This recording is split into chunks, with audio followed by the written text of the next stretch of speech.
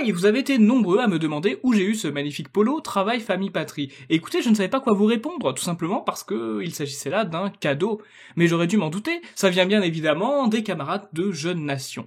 Et avec le commentaire épinglé, vous aurez un lien pour directement l'acheter sur leur boutique. Le polo est habituellement à 30 € imprimé en France, mais là, vous avez une réduction exceptionnelle de 5 € si vous tapez le code INGER5 au moment de l'achat. Et sachez que c'est l'occasion idéale, et assez rare quand même, on peut bien le dire, d'aider deux mouvements nationalistes à la fois, les nationalistes de Ivan Benedetti et le Parti La France de Thomas Joly. C'est quand même assez rare de pouvoir aider deux mouvements de la cause nationale en même temps, donc foncez directement acheter ce polo Travail, Famille, Patrie. Blanc sans le N, ça fait black. Comme quoi sans haine, on est tous les mêmes. Blanc sans le N, ça fait black. Comme quoi sans haine, on est tous les mêmes. On est tous les mêmes.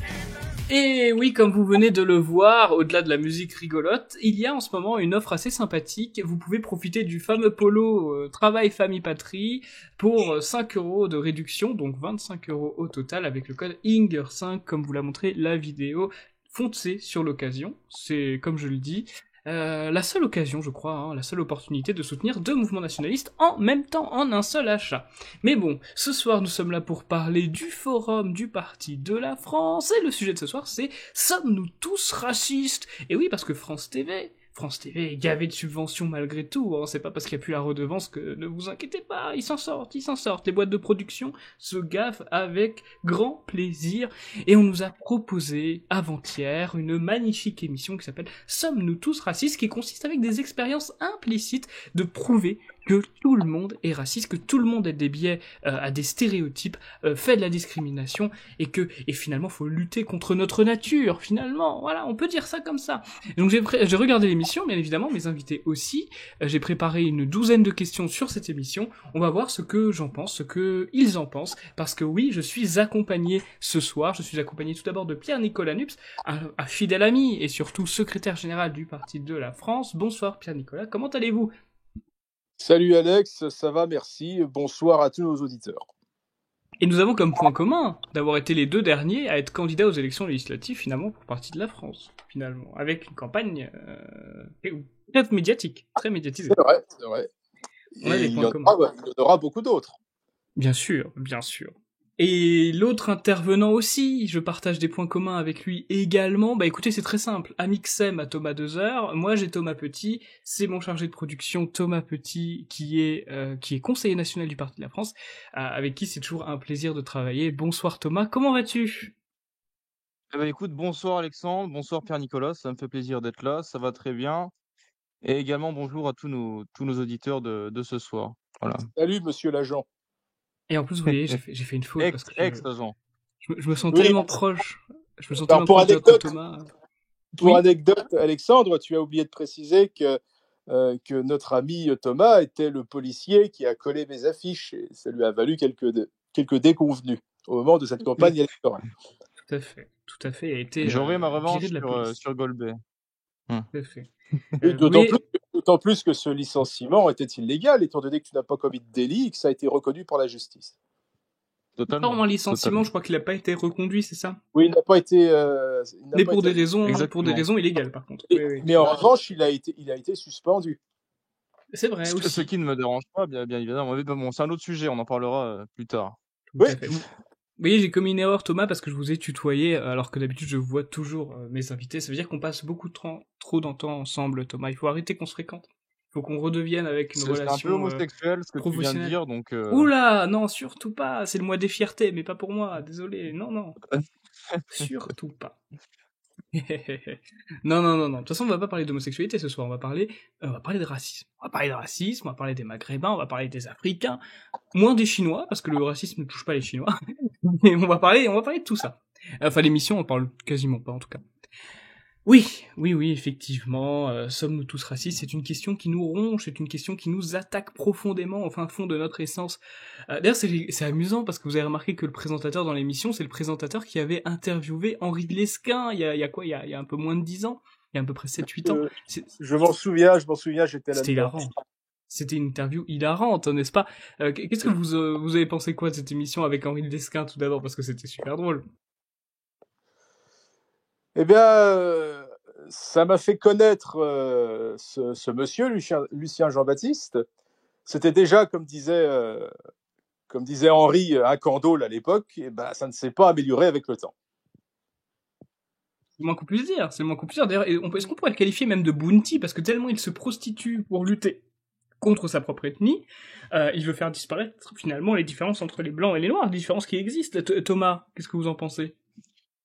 Ah bah complètement, mais en fait c'est quand même assez troublant de voir tu sais, cette volonté constante là de vouloir effacer les différences, de nier les identités pardon, comme si la France tu sais, ça allait devenir un terrain neutre, sans couleur, sans héritage, enfin bref. L'égalité c'est pas forcément nier ce que nous sommes, c'est respecter les différences. Et Oui, là, bon, tout à bah, fait. il veut faire disparaître celles qui font notre histoire, notre peuple, nos traditions. Donc c'est pas de l'ouverture, c'est juste de l'auto-effacement. Et ce mec, c'est juste un bounty, comme tu dis, Alors, voilà, bounty, pour soumis ceux qui C'est savent vrai pas, je ne partage pas tout à fait votre avis sur le fait de le qualifier de bounty, puisque bounty, c'est un terme, enfin, en tout cas, à mon époque, quand on l'employait, c'était pour désigner un noir qui était très bien intégré et qui partageait même des idées franchement nationales. Ça serait plutôt un noir qui partagerait nos idées politiques. Je veux ah, dire, mais il est très bien intégré. Il est très bien intégré à la bien-pensance. intégré en tant que socialiste, Il voilà. est, exactement, voilà. exactement, mais moi j'ai plus l'impression qu'il a défendu certaines communautés, à l'exception des Blancs. Donc je n'ai pas vraiment l'impression que ce soit un bounty. Ça serait un bounty si jamais c'était quelqu'un qui militait, par exemple, pour le Rassemblement national. Non, je crois qu'il y a une erreur de sémantique, les enfants. Je Moi, sais pas, l'ai vu. je sais pas, parce qu'un Africain n'aurait jamais le discours qu'il a, vous voyez. Comment ça? Bah, jamais un noir d'Afrique dirait oui, il n'y a pas de différence entre les blancs et les noirs, oui, il faut lutter contre les discriminations, ça n'existe pas ça en Afrique. Même les noirs qui sont en Europe, ça Ah non, n'existe ils vont pas. être honnêtes, Ils disent pas ils vont ça. te le dire tout de suite. Bah, bien sûr. C'est vrai que tu n'as pas tort, et ce sont des gens qui sont totalement indifférents à toutes les questions qui obsèdent certains blancs un petit peu tarés, un petit peu ethnomaso. Mhm. Tu sais, tu as été en Tunisie, Alex. Tout à fait. Je crois savoir que notre ami Thomas s'y trouve aussi. Eh Bah bien, d'ailleurs, oui, donc, je viens en Tunisie.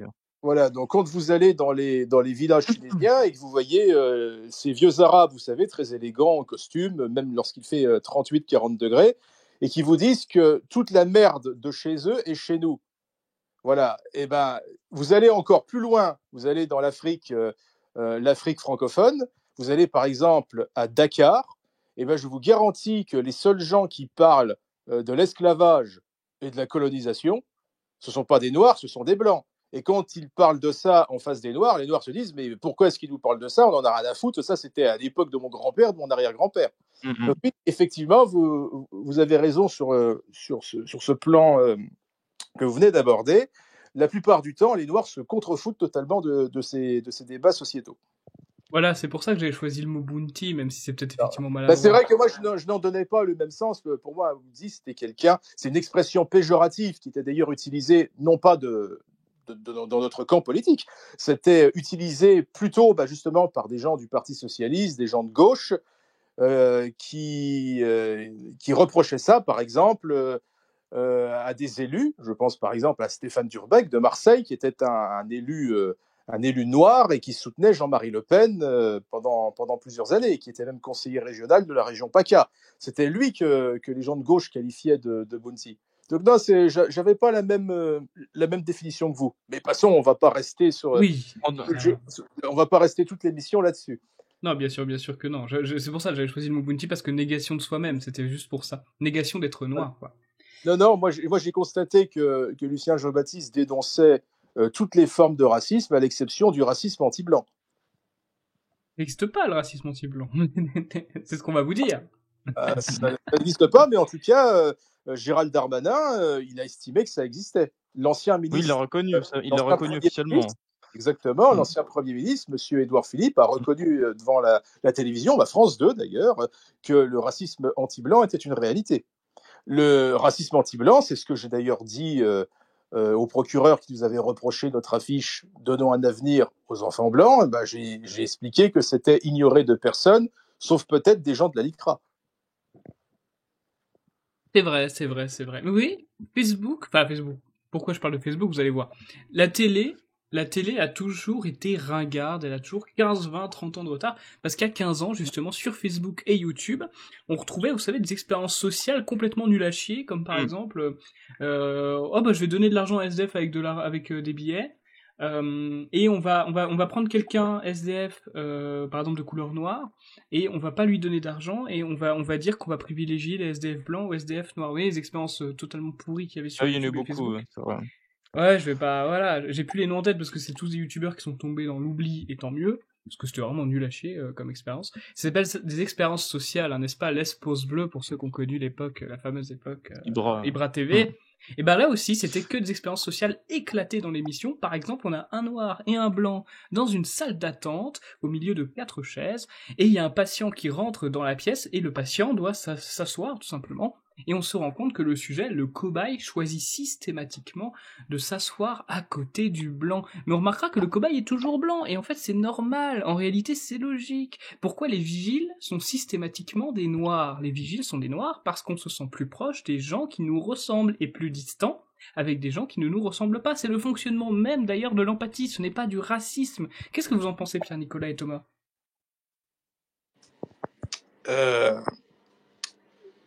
Tout d'abord, sur la méthode et l'idéologie qu'ont essayé de diffuser ces gens qui ont produit cette émission.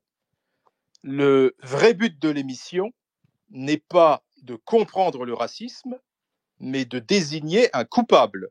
Et ce coupable est nécessairement le français blanc, forcément dominant, donc forcément coupable.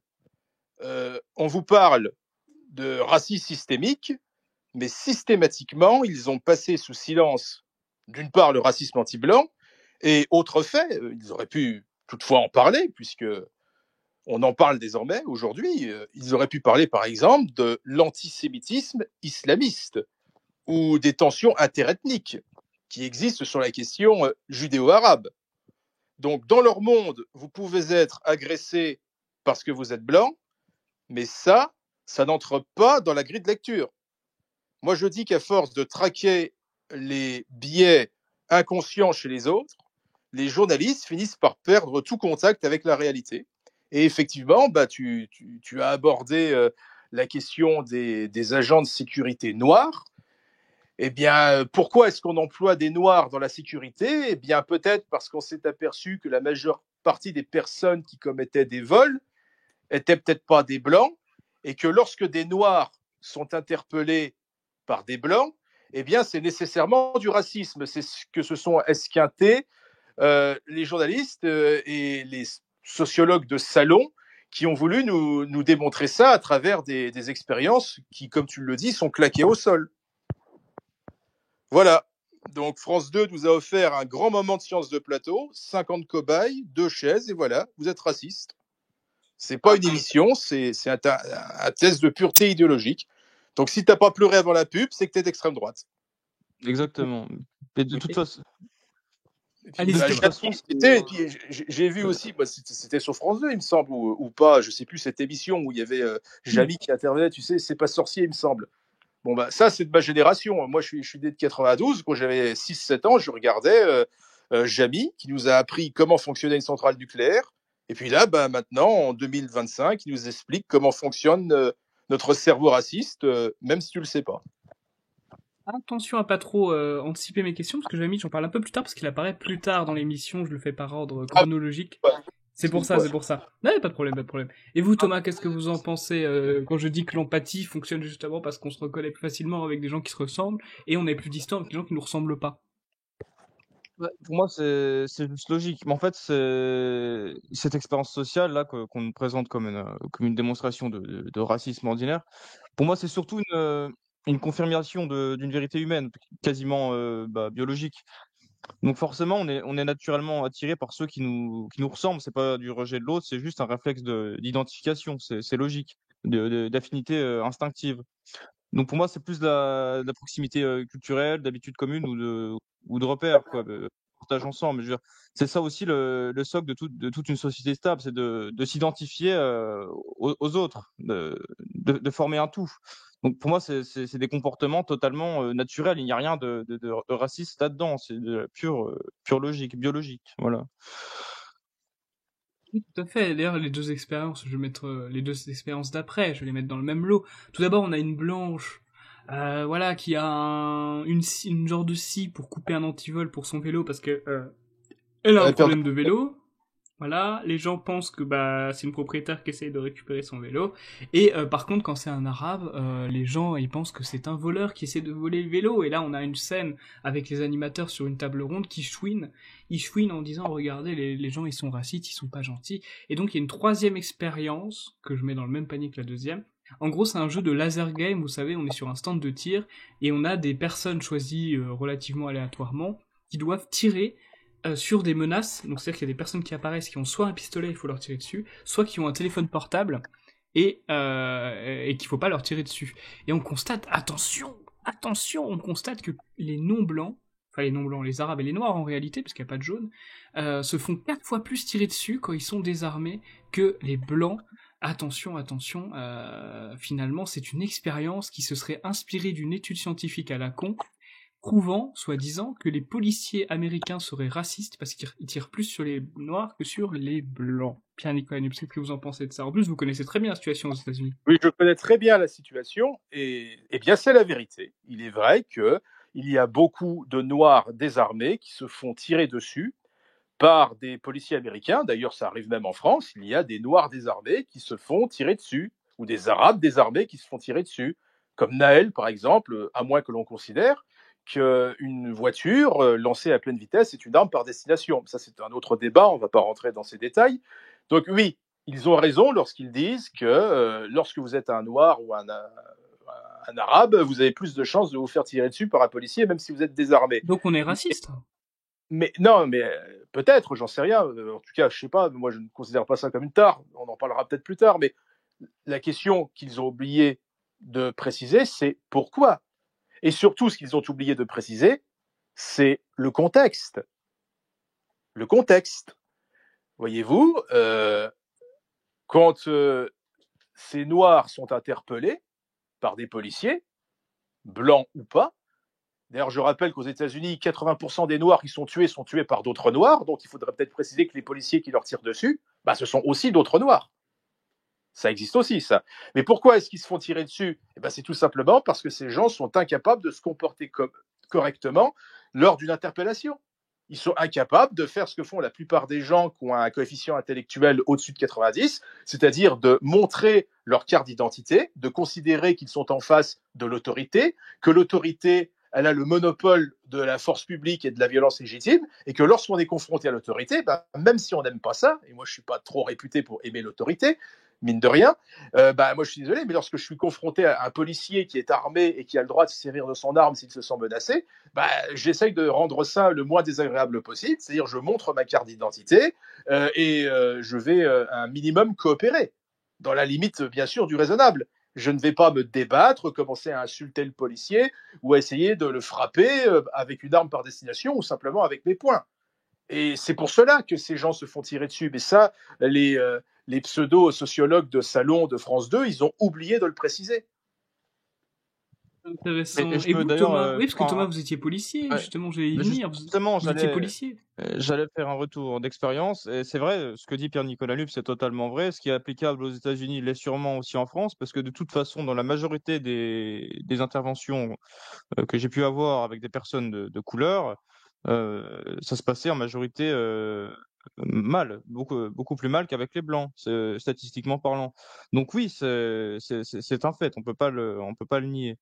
Et d'ailleurs, pour revenir sur cette expérience sociale là, de stand de tir laser, pour moi, on est encore sur la logique. En fait, ils les font tirer sur des cibles, certaines qui sont armées, et d'autres avec un téléphone. Et ensuite, ils analysent si tu as tiré plus sur les noirs ou les arabes que sur les blancs. Et ben forcément, quand ça arrive, hein, ce qui est prévisible, vu comment ces expériences sont entre guillemets calibrées, sans mauvais jeu de mots, Il crie tout de suite à la discrimination raciale ou le réflexe colonial, tu sais, ou la haine systémique, enfin le même blabla que d'habitude qu'on entend souvent. Mais après, il faut se poser la vraie question, pourquoi les gens réagissent comme ça? Et comme je te l'ai dit, moi j'étais policier et je comprends pourquoi les gens réagissent comme ça. Parce que dans l'actualité, dans les faits, dans tout ce que voient les gens au quotidien, inconsciemment, forcément, ils auront ce réflexe de tirer sur les personnes de couleur, sur les personnes racisées, comme ils disent, parce que ces personnes sont surreprésentées dans les statistiques De la judiciaires, criminalité. voilà.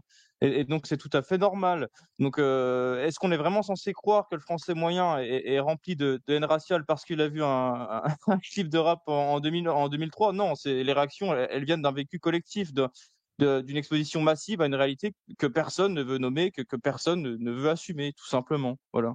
Et j'aimerais vous poser cette question. Bah, moi, je connais la réponse, mais c'est surtout pour nos auditeurs. Déjà, est-ce que vous étiez à la police municipale ou nationale? Quelle est la différence dans vos interventions entre les deux? Est-ce que vous avez remarqué une différence? Et ensuite, oui, effectivement, qu'est-ce que vous pensez des émissions françaises par le service public qui essaient de décrédibiliser l'autorité et la police en soumettant presque explicitement que l'autorité est raciste? Alors, j'ai fait les deux et les missions sont tout à fait semblables. Il faut savoir que les polices municipales dépendent du maire et donc selon les communes, ça peut varier. Il y a des communes où on va leur attribuer des missions qui sont pas très respectables et dans d'autres communes, ils vont faire le boulot de la police nationale où ils vont intervenir en tant que primo-intervenants et donc faire des interventions de type police-secours, par exemple, ce que j'ai pu avoir aussi. Et donc voilà, ça dépend vraiment, c'est très variable. Mais c'est pas le sujet de l'émission. Rappelle-moi, pardon, la seconde partie de ta question que Oui, j'ai déjà oubliée. la télévision, le Ah oui, service public ouais. même, voilà. Bah oui, vous avez retenu la question. Tout à fait. Non, non, mais c'est vrai qu'on n'est pas du tout aidé par le service public et l'opinion publique est manipulée de sorte à retourner les gens contre les forces de l'ordre C'est vrai. et à les faire passer justement pour des racistes, hein, comme d'ailleurs c'est ce que l'émission nous a martelé pendant 1 heure et demie. Donc voilà, ils cherchent à faire culpabiliser l'autorité et c'est assez insupportable en fait. Voilà. Oui, Ils ont des raisons. pour en revenir, j'aimerais rebondir là-dessus, sur cette étude pseudo-sociologique qui a été menée avec le test et la présentation de statistiques comme quoi un noir désarmé aux États-Unis a plus de chances de se faire tuer qu'un blanc. Donc, pour compléter le propos, on a encore eu un précédent très récent. D'ailleurs, j'ai écrit un communiqué là-dessus. C'était sur ce policier, il me semble, c'était à Bobigny, qui a tiré sur un délinquant et qui finalement va être renvoyé devant une cour d'assises. Bon, eh ben, on a affaire à un jeune qui conduit une Mercedes AMG qui n'a manifestement pas les moyens de se payer, puisque c'est un adolescent sans revenu et qui d'ailleurs n'a pas l'âge de conduire. Il était en train de rouler à plus de 110 km/h sur une route limitée à 50. Il a un policier qui le tient en joue. Et qu'est-ce qu'il fait? Il appuie sur l'accélérateur. Il y a encore cette vidéo virale qui a circulé, sur laquelle nous avons également communiqué. Euh, il y a, il y a une bande de noirs qui attaque un policier, qui lui-même est noir, je crois. Et le policier sort son arme, il les tient en joue. Ensuite, il tire en l'air pour faire fuir ses agresseurs. Ça s'appelle un coup de semonce. Et malgré les coups de semonce qui sont tirés en l'air, les agresseurs ne prennent pas peur et ils poursuivent l'agression. Et au moment où elle s'arrête, c'est au moment où il y a un type qui ramasse une bastos. Et même encore au moment où il ramasse une bastos, les autres ne se barrent pas en courant. Ils restent présents et ils continuent d'insulter le type. Donc là aussi, là, je pense que ça rentre dans la catégorie, dans les statistiques, des noirs désarmés qui se font tirer dessus par des policiers armés. Mais je pense que là, la question, c'est pas c'est pas de la haine raciale, c'est tout simplement des circonstances d'espèce et des circonstances qui sont regrettables et qui poussent les policiers à agir ainsi, c'est tout. C'est vrai, c'est vrai. Surtout Oui, que allez-y, Thomas.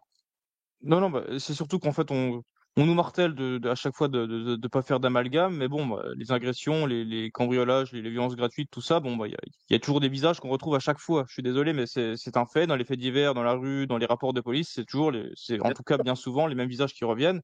Et donc forcément, notre cerveau, ben, il intègre ce schéma-là. Donc c'est pas du racisme, c'est juste la survie cognitive, si vous préférez. Bah, c'est comme, Donc c'est un c'est comme, mécanisme de vigilance, de défense, c'est normal. Et puis pour revenir sur le policier, bon bah il a fait son boulot, il a tiré sur un jeune qui était en voiture et qui s'en servait comme une arme. Il a fait son devoir, il a protégé sa vie et celle des autres. Donc jusqu'à là, il y a même pas à débattre sur ce que le policier a fait. oui. Alors, moi, j'aimerais revenir aussi avant qu'on passe à l'autre question, sans doute, je pense. Tu as parlé d'une expérience que tu as dit toi-même comme claqué au sol. Bon, bah oui, une expression que je n'aime pas beaucoup, mais tout le monde la comprend. Pour valider tout ça, ils ont invité 2 experts, un psychosociologue militant anti-Trump et une universitaire pour qui un homme blanc n'a jamais raison face à une femme noire. Voilà ce qu'on C'était appelle pas du tout orienté. voilà ce qu'on appelle l'objectivité à la sauce France Télévisions. Imaginez, ce serait l'inverse.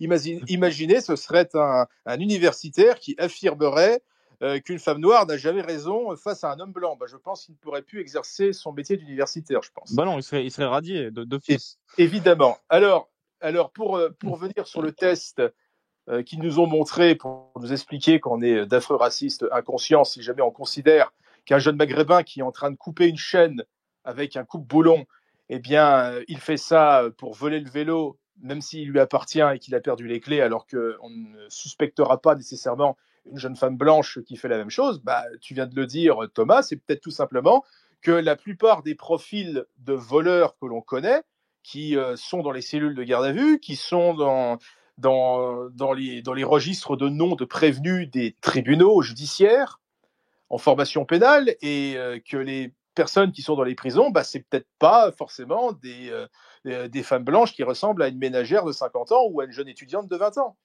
C'est tout. Mais ça surpasse nos brillants universitaires qui considèrent qu'un homme blanc ne peut jamais avoir raison en face d'une femme noire. Bien sûr. C'est vrai. C'est un plaisir de vous avoir entendu sur cette question. Vous vous en doutez, j'en ai encore d'autres parce que ce n'est pas la seule expérience. Mais d'ailleurs, pour finir quand même sur l'expérience 3, parce qu'il y a eu quelque chose d'intéressant, je trouve, c'est que un arabe arrive en même temps qu'un blanc. Ouais, vous voyez. Et l'expérience montre que le cobaye choisira toujours de tirer, enfin toujours, quasiment toujours, de tirer sur l'arabe en premier. Et même que la table ronde dit à ce moment-là, ça fait peur parce que eux aussi auraient probablement eu le réflexe de tirer sur l'arabe en premier, et que tout le monde pourrait avoir ce biais raciste discriminatoire là. Et ce qu'ils font, en fait, ils ont peur d'eux-mêmes, ils ont peur de la nature, ils ont peur de leurs réflexes finalement. Qu'est-ce que vous en pensez? C'est une négation de soi-même, non? Bah, je vais revenir sur ce que j'ai dit tout à l'heure, en fait, parce que ça se rejoint quand même assez. La réalité, c'est que c'est pas une preuve de haine raciale, mais que c'est une preuve que les gens, consciemment ou pas, réagissent en fonction de ce qu'ils perçoivent dans le quotidien. Donc forcément, cette perception, bon, bah, elle est pas née d'un complot, hein, elle est née de la réalité. Et ça vient du fait que les gens, bah, ils vivent de ce que les gens vivent, pardon, tous les jours.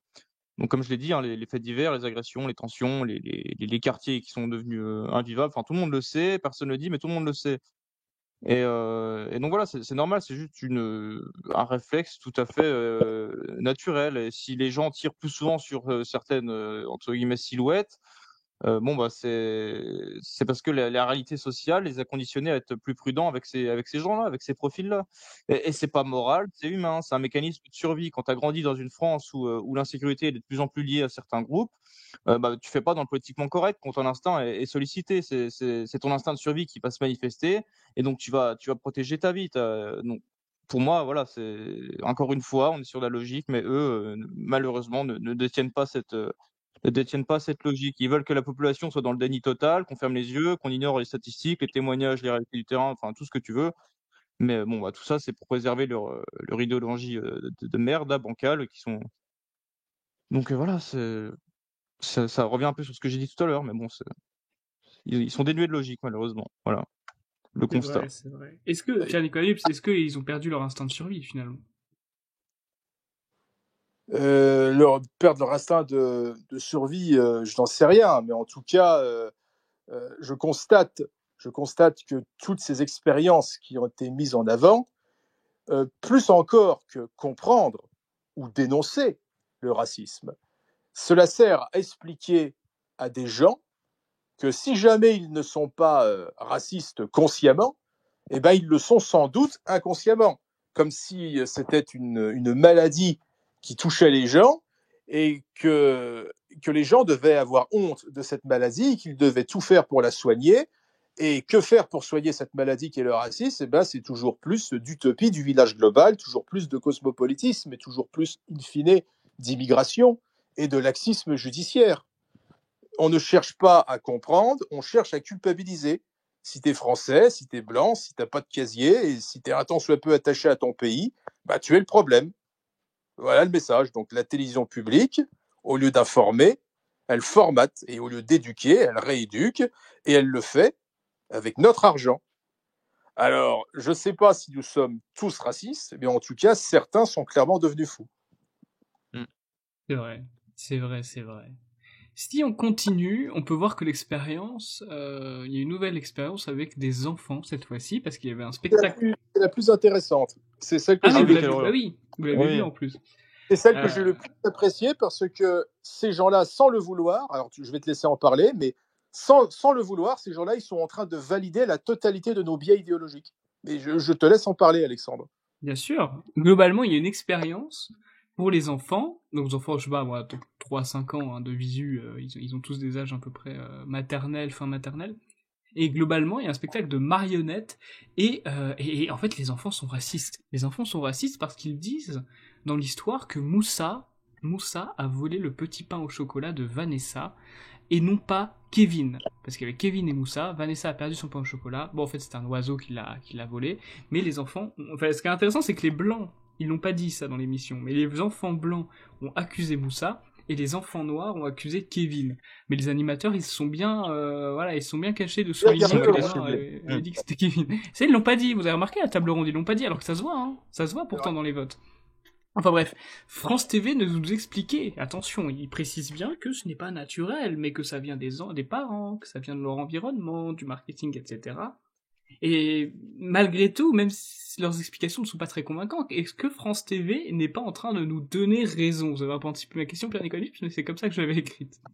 Bien sûr, c'est-à-dire qu'au bout d'un moment, ils tirent tellement par les cheveux leur expérience qu'ils finissent par se prendre les pieds dans le tapis et valider totalement nos biais et notre analyse. S'agissant maintenant de la question du racisme, tu fais une expérience très simple, hein.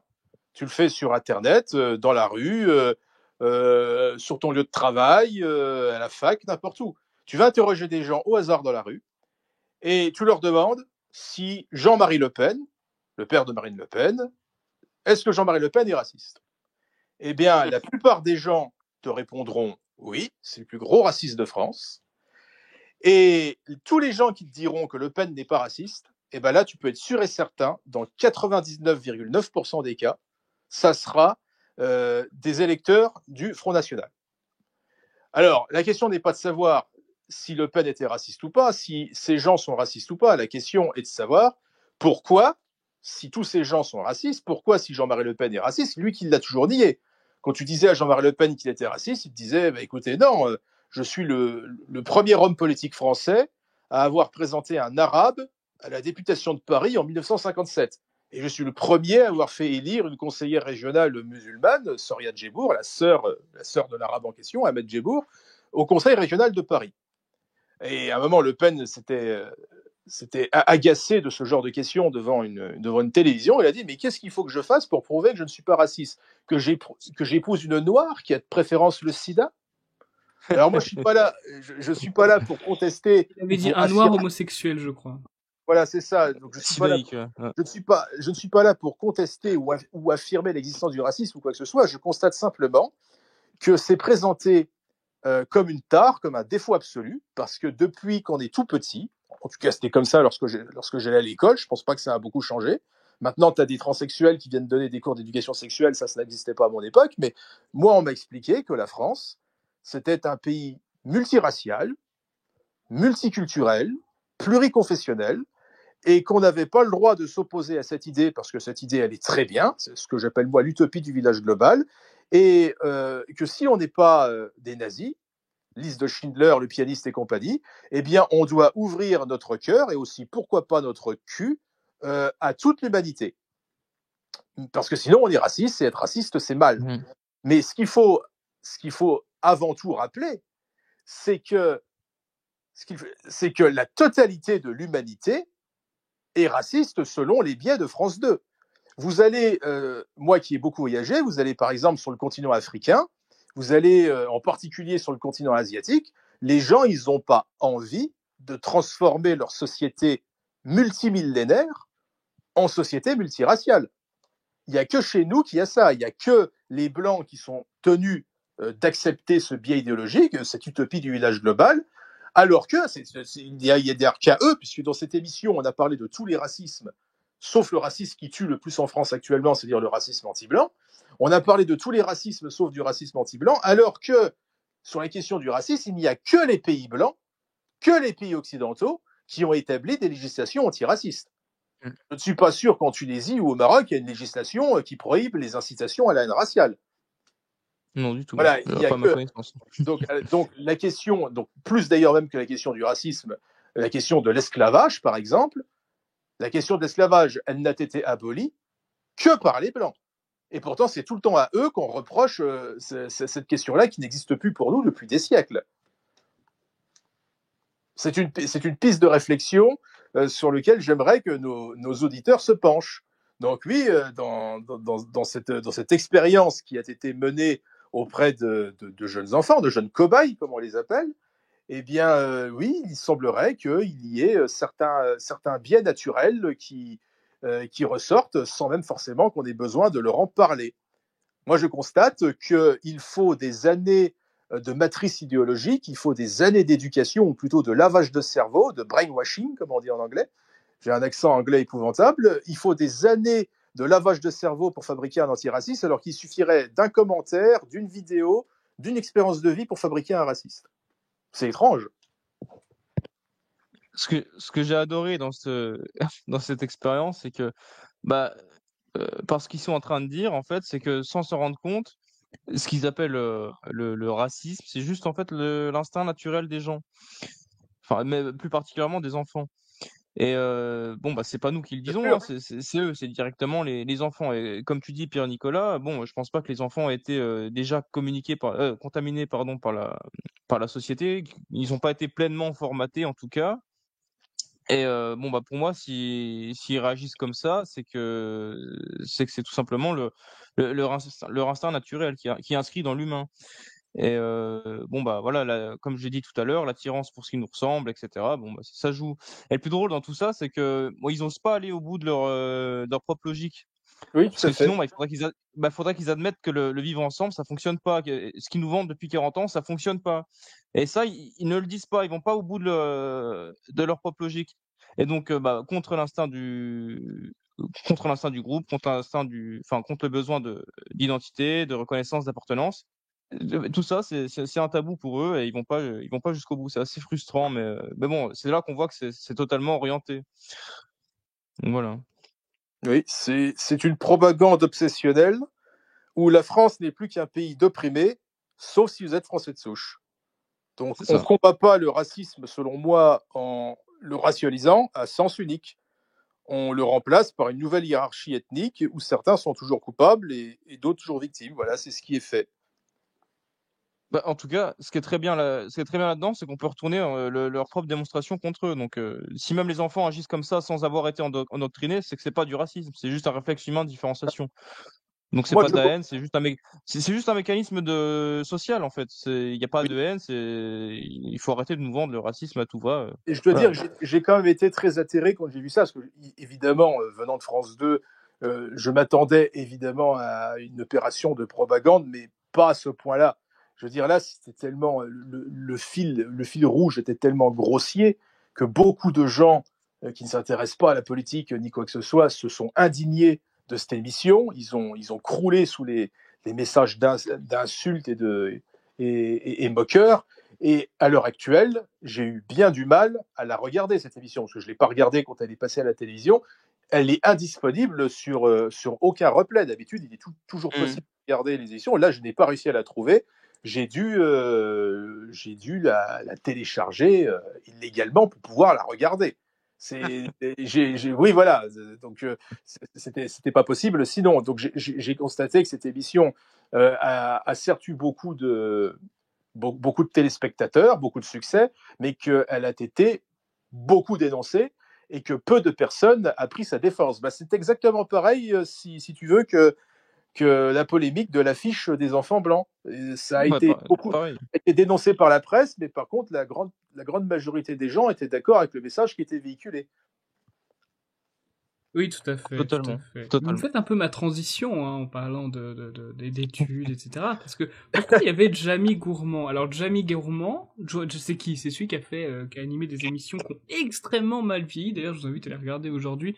Ça a très très mal vieilli. Qui s'appelait C'est pas sorcier. D'ailleurs, je rappelle qu'il y avait quand même des blagues racistes devant. On rappelle quand Jamie il imite une tour japonaise. C'est pour ça. Il plisse les yeux avec ses doigts et il dit je suis une tour japonaise de 1000 mètres de haut.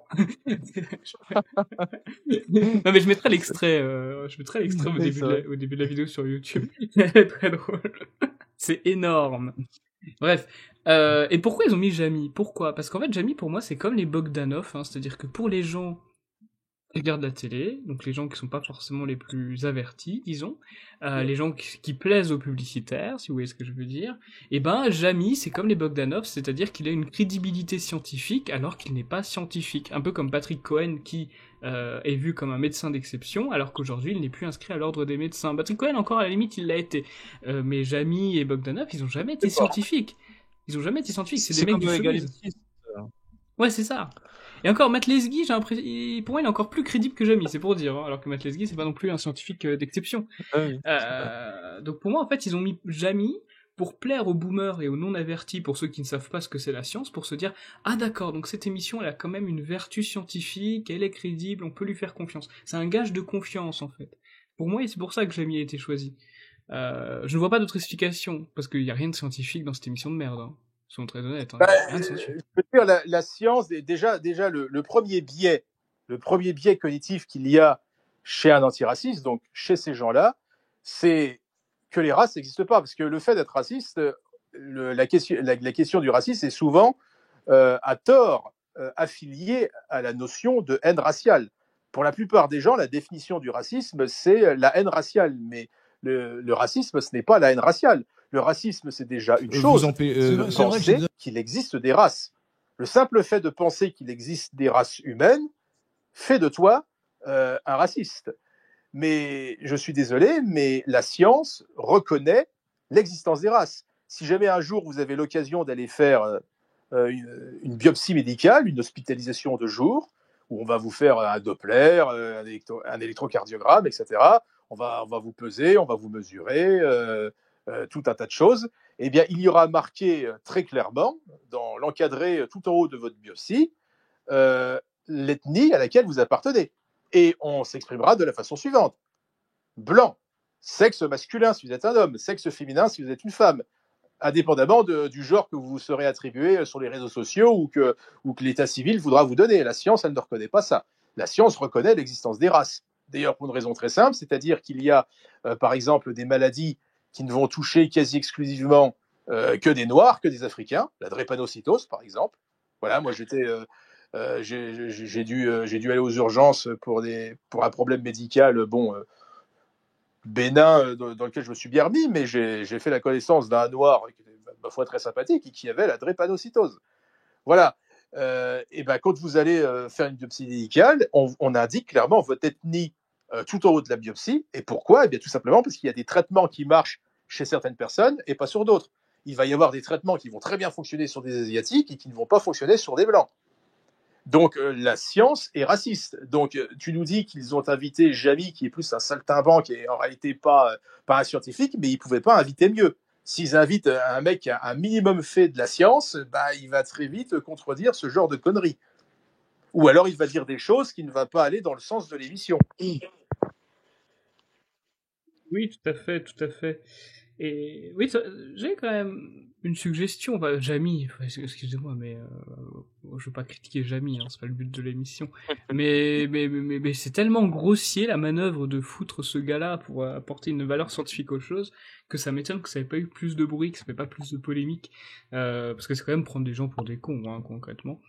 Enfin bref, est-ce que les noirs courent vite? Jamy va nous aider à répondre à ça. Est-ce que J'adore. Bah, je sais pas, en tout cas, ils Excellent. courent peut-être pas plus vite que les balles. C'est de l'humour. Hein. Oula, waouh. Ah, C'est de c'est l'humour. vrai que C'est pas Minato non les- plus, les- mais... Je ne suis Non, pas en pas train les de dire policiers ne qu'il faut s'embêtent pas qu'il faut à les courser. Non, parce qu'il y a Les combien policiers s'embêtent oui. plus à les courser, c'est les balles qui le font maintenant. Donc, Oui, non, parce Non, qu'on a eu Jeanne Bolt et d'autres athlètes. donc j'y je connais un nom. m'excuse, je retire Oui. ce que c'est une mauvaise plaisanterie. D'accord, très bien. Oui, parce que je disais... Elle était drôle, elle était drôle. Bref, je disais oui, effectivement, il y avait Usain Bolt, etc. Et on nous explique que si l'Éthiopie et certains autres pays, la Somalie, etc., se sont spécialisés dans le sport, c'est parce que c'est un moyen de pallier à la pauvreté, et qu'il n'y a pas 150 moyens de pallier à la pauvreté non plus. Et les émissions nous expliquent que les Noirs ne courent pas plus vite que les Oui, bien Blancs. sûr, mais on va même aller au-delà de ça. C'est-à-dire que lorsque Jean-Marie Le Pen s'étonnait, je veux dire, il critiquait même pas, il s'étonnait, il estimait, il a été condamné pour ça. C'était dans les années 90, 98, il me semble. Le Pen disait, mais moi je trouve qu'il est un peu artificiel de faire venir des gens d'Afrique et d'en composer plus des 3/4 de l'équipe nationale française. Et quand, sans aller jusqu'au tribunal, quand généralement vous êtes au cours d'un repas avec des gens qui ne partagent pas vos opinions politiques, avec des gens qui sont plutôt de gauche et antiracistes, bien pensants et tout ce que vous voulez, quand vous critiquez la composition de l'équipe de France, bah, qu'est-ce qu'ils vous disent? Ils vous disent, ah bah oui, mais c'est parce qu'il n'y a que les Noirs qui savent bien jouer au foot. Bon, bah, faudrait savoir qui a raison, qui a tort. Comme je l'ai dit tout à l'heure, au bout d'un moment, les ficelles sont tellement grosses, elles sont tellement épaisses qu'ils finissent par se prendre les pieds dedans, ils finissent par se contredire eux-mêmes. mais le pire, c'est que quand on dit que les Noirs courent vite, c'est pas une insulte, c'est pas du racisme en fait. Enfin, c'est même souvent dit avec admiration hein, quand on regarde les médias, etc. C'est quand même une reconnaissance de qualités physiques réelles qui sont prouvées et totalement visibles.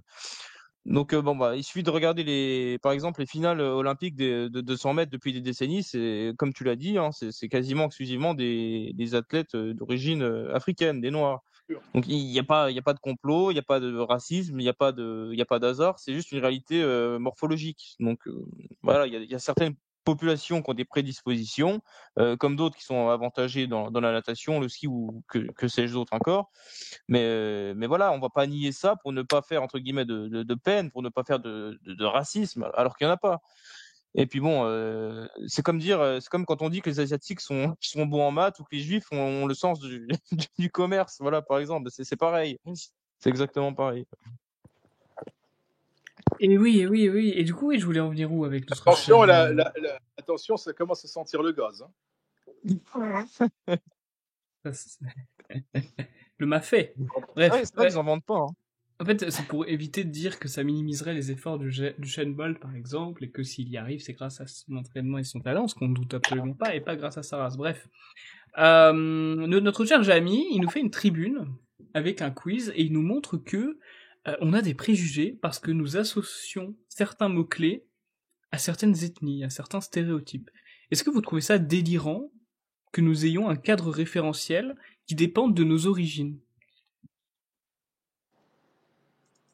Bah, un cadre référentiel qui dépend de nos origines. Bah, si j'en constate ce qu'il se passe à chaque fois qu'il y a, par exemple, un mariage avec des Français d'origine étrangère, d'origine maghrébine, par exemple, bah, moi je constate qu'il n'y a pas beaucoup de drapeaux bleu, blanc, rouge, de drapeaux national français, républicains d'ailleurs, hein, parce que si jamais nous n'étions pas en République, ces gens-là ne seraient peut-être pas français. Il n'y a pas de drapeaux français républicains dans leur cérémonie. C'est des drapeaux du Maroc, de la Tunisie, de l'Algérie.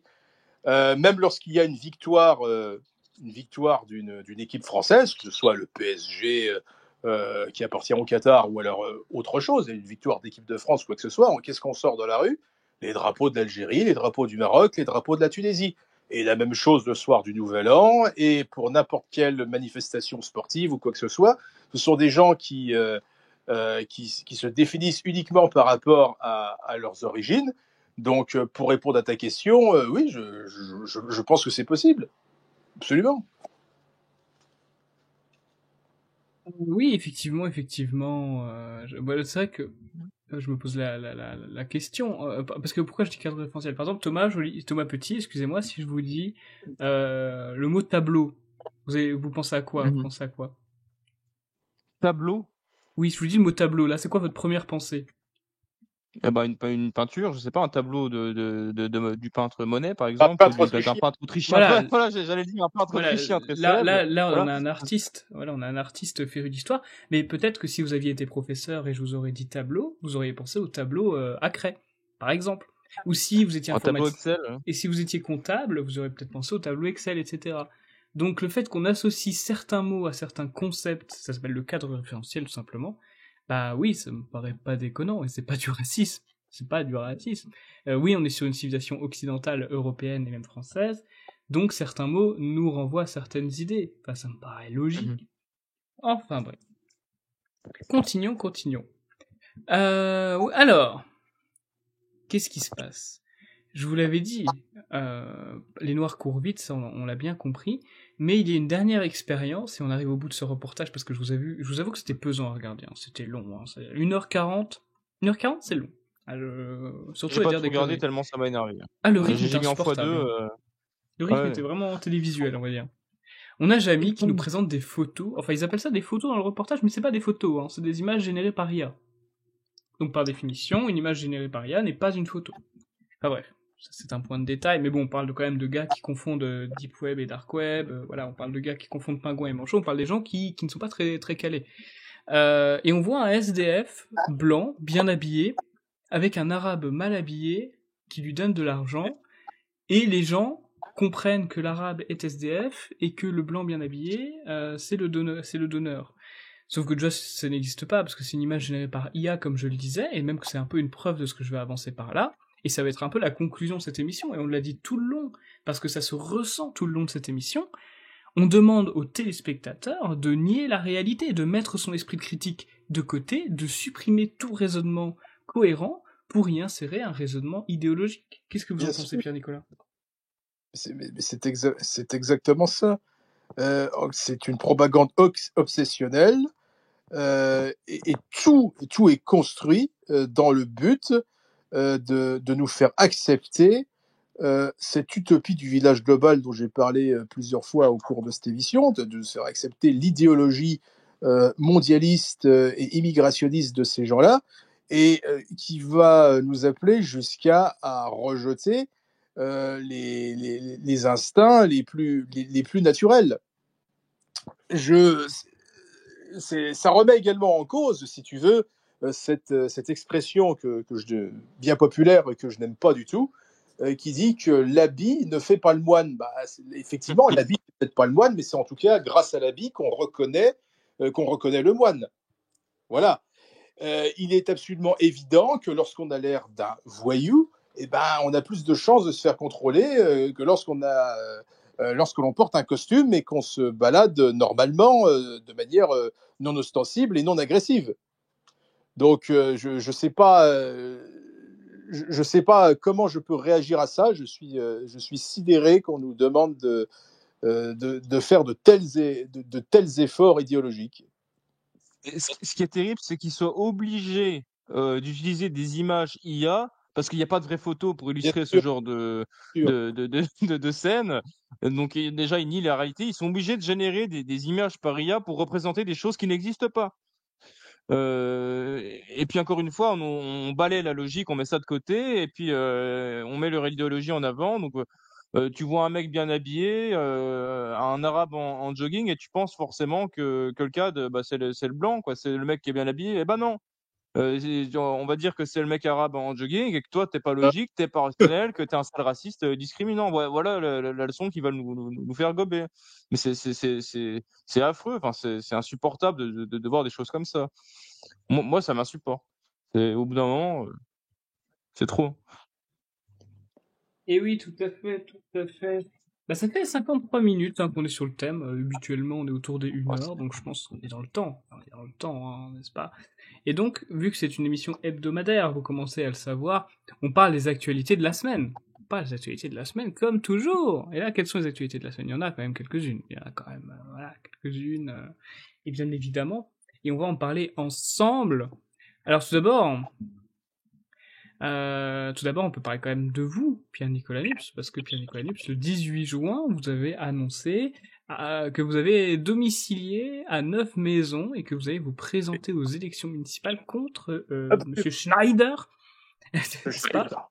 Et que Monsieur Schneider qui avait porté plainte. Il a laissé Schneider qui avait porté plainte contre nous. Ça nous a valu à tous les trois. Alors non seulement c'est lui qui a déposé plainte contre nous, mais c'est lui qui a déclenché toute cette chienlit médiatique qui nous a quand même propulsé à plus de 10% des voix. Donc à la rigueur, on devrait peut-être le remercier. Mais c'est lui qui a provoqué tout ça. C'est lui qui a activé tous ces réseaux de petits barons locaux, Parti socialiste, qui n'a pas l'habitude d'être emmerdé ni qu'on vienne marcher sur ses plates-bandes. C'est lui qui a déclenché toute cette polémique. C'est lui qui a activé tous les journalistes. Je rappelle que ces affiches, on n'en a pas collé tant que ça. Les militants en ont collé, je veux dire, quelques dizaines dans un certain nombre de communes. Il n'y a que dans cette commune-là que des gens s'en sont plaints. Et d'ailleurs, les gens qui s'en sont plaints, ce ne sont pas les habitants. Ils n'ont pas trouvé un seul habitant, pas un seul, qui s'est plaint de ces affiches, même à visage couvert, flouté, sous anonymat. Ils n'en ont pas trouvé un seul. Les affiches ont été collées, et ça je l'avais rappelé d'ailleurs, aux policiers dans un communiqué que j'avais écrit à ce moment-là. Les affiches, elles ont été collées un vendredi soir et elles n'ont été décollées que le mardi après la conférence de presse où le maire s'est pris en photo devant des affiches intactes qui n'ont pas été ni déchirées, ni griffonnées, ni quoi que ce soit. Ces affiches, elles n'ont dérangé personne sauf M. Schneider. Ça il faut le rappeler. Je rappelle tout de même que dans cette commune, à 9 maisons, j'ai fait 12,30%. Je suis arrivé en 3e position devant les LR. La performance n'est plutôt pas trop mal. Pour un représentant du Parti de la France, c'est vrai que jusque-là, on était plutôt habitué à des scores aux alentours de 2%. Dans cette commune, j'ai fait 12,30 ou 12,60. J'ai fait plus que dans le reste de la circonscription. Donc finalement, j'ai décidé d'aller mettre mon nez dans les affaires de cette commune, parce que les gens comme M. Schneider, les petits barons du Parti socialiste, eh bien, ils n'aiment pas qu'on mette le nez dans ce qu'ils estiment être leurs affaires, mais qui sont en réalité les nôtres, puisqu'elles sont menées avec notre pognon. Et je pense qu'il est temps d'aller porter la contradiction à ce très petit maire, qui d'ailleurs n'a été élu en 2020 qu'avec 1000 voix sur les 4000 électeurs et avec plus de 60% d'abstention.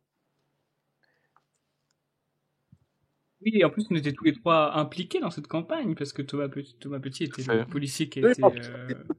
Oui. Voilà, tout à fait. Sans regret, Thomas Petit. Bah non, sans regret, au contraire. C'est cet acte libérateur qui m'a permis de m'élever, on va dire, dans ma vie professionnelle et personnelle. Donc c'était une véritable aubaine pour moi. Et j'ai pu me consacrer davantage. Exactement, j'ai été sauvé. Hein. Voilà. On peut le dire comme ça. Tout à fait. Et moi, je fus votre adjoint, mon cher Pierre-Nicolas Nips. Pas adjoint, excusez-moi, suppléant, on dit. Et on a tous les trois, donc Thomas Petit, moi et Pierre-Nicolas Nips, connu une garde à vue à cause de ce monsieur Schneider. Absolument. Faut le dire.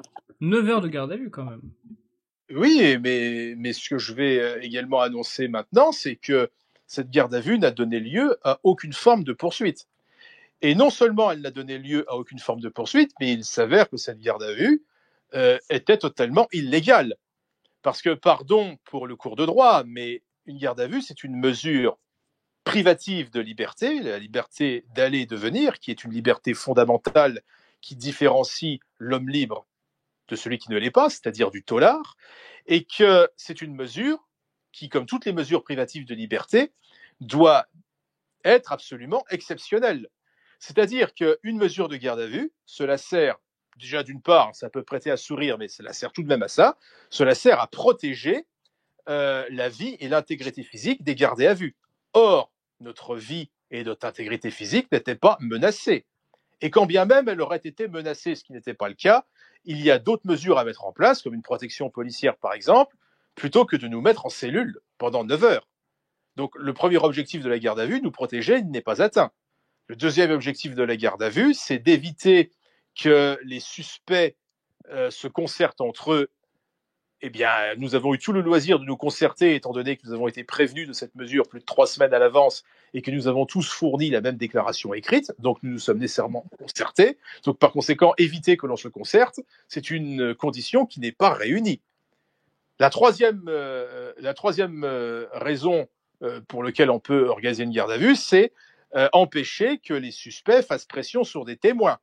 Or, des témoins, il n'y en a pas. Et des preuves, il n'y en a pas non plus. Puisque pour la simple et bonne raison que absolument personne n'a été poursuivi. De toute façon, on n'a pas été poursuivi parce qu'il n'y a pas eu d'infraction. Donc, absence d'infraction, absence de motif légitime pour nous placer en garde à vue. J'ai oublié également un motif. La quatrième raison qui peut pousser une garde à vue, c'est d'assurer la présence du gardé à vue devant la justice et pour éviter que les personnes prennent la fuite. Nous n'allons tout de même pas prendre la fuite pour une infraction d'aussi faible intensité que du droit de la presse. On est des individus intégrés, avec des familles, avec un travail. On ne va pas prendre la fuite pour une infraction pour laquelle on ne risque absolument pas de peine de prison. Simplement une petite peine d'amende. Donc, cette garde à vue était, tout ça pour dire, excusez-moi pour le long développement, tout ça pour dire que cette garde à vue était abusive et que nous allons poursuivre l'État et que nous allons demander à être grassement indemnisés. Donc ça, M. Schneider, nous pourrons le remercier lorsqu'on touchera notre argent. Mais nous allons nous occuper de ces affaires de Neuve Maison. Pour être tout à fait... Oui. Il y avait M. Schneider pour la garde à vue, mais il ne faut pas oublier qu'il y avait aussi la LICRA et SOS Racisme qui s'en sont mêlés dans cette plainte. Bien sûr. C'est vrai, je vais oublier ça. Mais ça, c'est dans l'optique, c'est dans l'optique, toujours comme d'habitude, de tirer. Il se porte partie civile et ensuite il se passe le mot entre toutes les associations. Et ensuite, si jamais vous êtes condamné, vous devez de l'argent à tous ces gens-là. C'est ce qui peut au final chiffrer très cher. Non, un dernier mot sur cette, puisque c'est pas le sujet de l'émission et ça fait déjà 5 bonnes minutes qu'on est dessus. Moi, j'ai toujours dit que je ne me présenterai jamais à des élections municipales parce que ce ne sont pas des élections qui m'intéressent initialement et je considérais que c'était des élections qui étaient de nature à nous détourner des enjeux réellement importants, c'est-à-dire des enjeux nationaux. C'est-à-dire que lorsqu'on est maire, par exemple, ou quand on est très investi dans une activité au conseil municipal, eh bien, on s'intéresse plus aux réfections de la voirie publique, au fleurissement des jardins municipaux que des réels problèmes de société. Mais je me suis rendu compte, en m'y intéressant de plus près, notamment à cette commune de Neuve Maison, que le maire a un certain pouvoir. Il peut prendre des arrêtés municipaux, c'est des pouvoirs qui sont tout de même assez considérables et que ça a un impact sur la vie non seulement des gens qui vivent dans la commune, mais également des gens qui traversent la commune. Parce que je rappelle que cet individu, M. Schneider, a limité toutes les zones de circulation de sa ville où passent très peu de véhicules, il a limité toutes les zones à 30. Et ça déplaît à la grande majorité des néodomiens. Et non seulement il a fait ça, mais il a même installé dans certaines rues, il a installé des énormes terre-pleins en béton pour obliger les véhicules à s'arrêter en plein milieu de la chaussée et à les contourner. C'est posé là littéralement comme des pièges sur la chaussée. Et il n'y a pas que ça. Je suis sûr et certain que si jamais je commence à mettre mon nez dans certaines affaires de comptabilité, eh bien, je pense qu'on va trouver un certain nombre de cadavres. Eh bien, je vais faire ce que ces gens n'ont pas envie que je fasse. Je vais mettre le nez dans leurs affaires, qui, comme je viens de le dire, sont également nos affaires, puisqu'elles sont menées avec notre argent. Donc, M. Schneider et moi, nous nous retrouverons très bientôt dans le cadre de ces élections, et ensuite, au minimum, au conseil municipal. Merci beaucoup, Pierre-Nicolas Nup. On vous soutiendra, évidemment, on vous soutiendra. J'espère. Bah oui, comme aux législatives. C'est pas le même type d'élection, évidemment, mais on vous aidera évidemment de la même manière. Ça Avec se- autant d'implication. ça, ça sera le combat pour 9 maisons. Et on va tous mettre main à la pâte. Je vous Et remercie. oui. Mais c'est normal, c'est normal. Et puis on a une revanche personnelle contre Monsieur Schneider aussi. Enfin, une revanche Bien sûr, politique, bien sûr. symbolique. Pas une revanche physique, hein, vous inquiétez pas. C'est l'heure du match retour. Il est responsable de ma première garde à vue, quand même. Schneider est fini. Voilà, je vous le dis. Et puis vous, Thomas Petit, je sais pas si c'est votre première garde à vue, mais en tout cas d'habitude c'était vous qui donniez les gardes à vue à cette époque. Oui. Ah oui, Pas c'est vous vrai. qui- C'est vrai que le rôle a été inversé. Il est passé de l'autre bon, côté de la porte. Exactement. C'était pas très agréable. Mais bon, c'est une expérience. Voilà. Bah, on Vous peut avez- dire que maintenant, oui. tu as l'expérience théorique et pratique. Ah bah là, oui. Exactement. Exactement. Bon, c'était bien pas, En enfin, tout c'est bien cas, passé, je veux dire, c'était long, hein, c'était difficile évidemment, mais je veux dire, j'ai pas eu l'envie de répondre aux questions, quoi. On va peut-être passer Oui, à la on question continue. suivante. On va passer à l'activité suivante. Alors, vous avez dû voir ce qui se passe, l'Iran qui jette des petites fusées sur Tel Aviv, Tel Aviv qui aussi détruit des bases en Iran, bref, il y a plein de choses qui se passent. D'ailleurs, demain sera diffusé normalement l'épisode Que Dieu bénisse Donald Trump, où on détaille un peu tout ça. On détaille un peu tout ça parce que Trump évidemment est impliqué indirectement dans ce conflit parce qu'il veut préserver ses bases américaines, ce qui est logique. Moi, je vais me contenter de lire le communiqué de presse de Thomas Joly, président du Parti de la France, qui donne la ligne du parti concernant ce nouveau conflit, j'ai envie de dire, Israël-Iran. Alors, ce qu'il nous dit. L'attaque spectaculaire menée cette nuit, donc pour la mise en contexte, il écrit ça le 13 juin, donc c'était le 12 juin. Cette attaque spectaculaire menée cette nuit par Israël contre l'Iran, avec la mort confirmée du chef des gardiens de la révolution islamique et du chef d'état-major iranien, ainsi que la destruction de plusieurs sites stratégiques, marque un tournant historique d'une gravité extrême pour le Moyen-Orient. En frappant le cœur même du pouvoir iranien, Israël prétend agir de manière préventive, pour empêcher l'Iran de se doter de l'arme nucléaire. Mais une telle logique de frappe préventive, toujours discutable sur le plan du droit international, devient terriblement dangereuse lorsqu'elle est menée par un État comme Israël, dont l'arsenal nucléaire existe déjà, mais n'a jamais été officiellement reconnu. Peut-on vraiment justifier l'un au nom de l'autre ? L'Iran, certes, paye toujours le prix de son double jeu permanent, soutien armé et financier au Hamas, rhétorique belliqueuse envers l'État hébreu, rôle opaque dans les événements sanglants du 7 octobre. Mais cela ne saurait excuser un tel embarrassement, ce n'est pas seulement une escalade, c'est une configuration en germe. En agissant seul, sans concertation avec son principal allié, Israël prend le risque de facturer encore davantage l'ordre naturel, facturer, excusez-moi, parce que peut-être parce que je parle d'Israël que je me suis trompé, c'est fracturé, hein, pas facturé. Embrassement, peut-être, à la place d'embarrassement.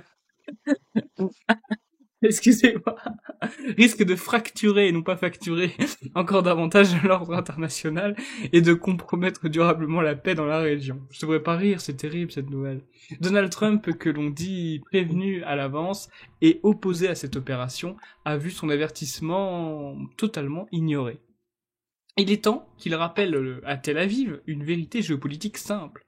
Sans l'ombrelle militaire et diplomatique américaine, Israël serait aujourd'hui à la merci de ses ennemis. Cette attaque n'annonce rien de bon, ni pour la stabilité régionale, ni pour les relations transatlantiques, ni pour l'avenir de la dissuasion nucléaire. Le Moyen-Orient, encore une fois, est dans la zone rouge.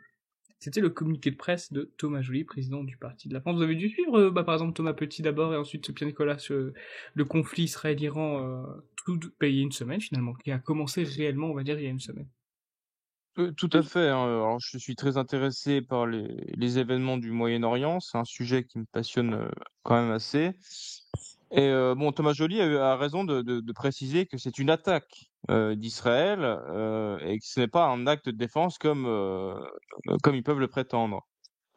Pour rappel, ils ont dit vouloir attaquer préventivement l'Iran pour pas qu'il se dote de l'arme nucléaire. Mais je tiens à rappeler quand même qu'Israël a débuté son programme nucléaire dans les années 50. L'Iran l'a débuté, lui, dans les années 70. Bien sûr. Donc déjà là, il y a un manque de logique de la part d'Israël. Mais il n'y en a Et, pas. Euh, Il y en a pas. enfin, Et, il y a une logique, mais ils sont dans la victimisation systématique. C'est-à-dire que, constamment. je rappelle quand même, enfin, rappel court, on ne va pas épiloguer des heures là-dessus. Israël, au cours des 3 derniers mois, a bombardé 4 pays. 4 Tout à pays fait. au cours des 3 derniers mois. Et ensuite, ils viennent se plaindre que tout le monde les déteste et de ne pas recevoir assez de soutien.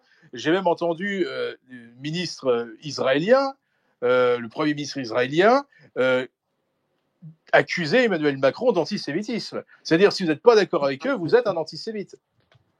Bah, c'est comme les racistes en France, enfin pardon, C'est ça. les antiracistes en France qui, qui nous taxent de racistes à la moindre occasion. C'est pareil, c'est la même chose. Mais, mais c'est vrai que c'est inquiétant. Pour le Moyen-Orient, ils ont un peu une épée de Damoclès au-dessus de la tête en ce moment.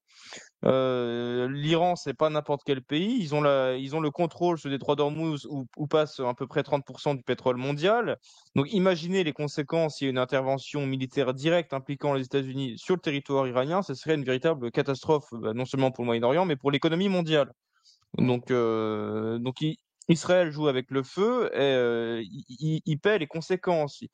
Donc, C'est là que nous voyons les limites. Je tiens à préciser que ce n'est pas en tant que secrétaire général du Parti de la France que je dis ça, c'est en tant que Pierre-Nicolas Nupes. Je pense qu'un certain nombre de personnes sont d'accord avec moi, mais je ne vais peut-être pas me faire que des amis en disant ça, mais c'est là que l'on voit les limites de l'occidentalisme. Moi, je compare l'occidentalisme à la syphilis. Pourquoi? Eh bien, parce que comme la syphilis, eh bien, cela part d'un sentiment, ou plutôt d'une pulsion qui est parfaitement saine et naturelle, on a envie de se faire plaisir avec une putain vérolée, sauf que on finit par choper une saloperie. Cette saloperie nous fait souffrir, elle nous rend fous, et in fine, on meurt dans la souffrance et dans une maladie honteuse. On veut se faire plaisir au début et ensuite, finalement, on se fait du mal.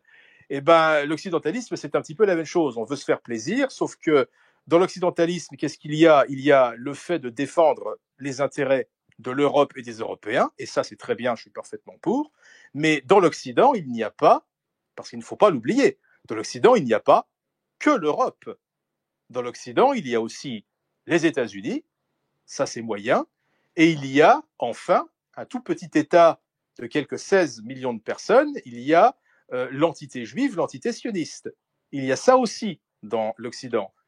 Et à la fin, qu'est-ce qui se passe? Eh bien, nous avons toutes les forces vives, les meilleurs éléments de l'humanité qui sont livrés pieds et poings liés au service de quelques milliers de kabbalistes au service de leur délire eschatologique et kabbalistique.